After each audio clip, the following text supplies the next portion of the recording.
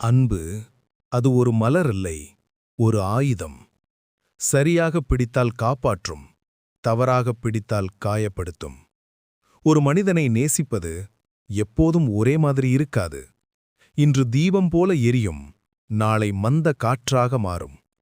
எப்போதும் ஒரே அளவுக்கு நேசிக்கிறேன் என்று சொல்வது அது உண்மையல்ல, அது ஒரு வேடம். வாழ்க்கை ஒரு சிலந்தி நெய்யும் வலை. பிறப்பு முதல் நாம் ஒருவரை சார்ந்து பிணை கொள்கிறோம்.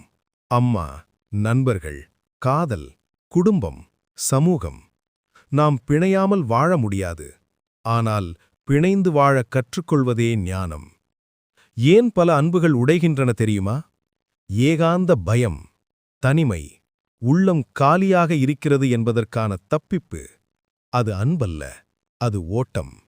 சாணக்கிய ஞானம் சொல்கிறது, உறவு என்பது உணர்ச்சி அல்ல, அது ஒரு திறமை.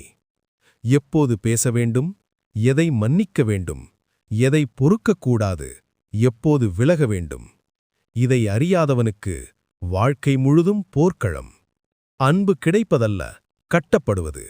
அது நிலைக்க வேண்டுமெனில் மரியாதை, கருணை, பேச்சு, பொறுமை. இவை 4 தூண்கள். ஒன்று உடைந்தாலே உறவின் அரண்மனை இடியும்.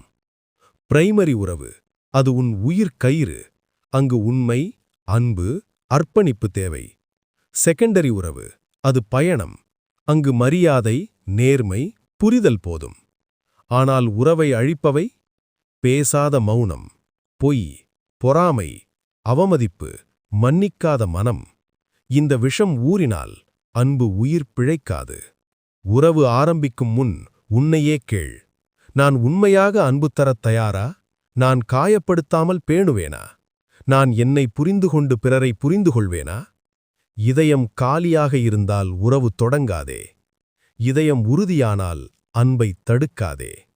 ஒருவரி நினைவில் வை, அன்பு என்பது உணர்ச்சி அல்ல, வளர்த்தால் வலிமை தரும் ஞானம்.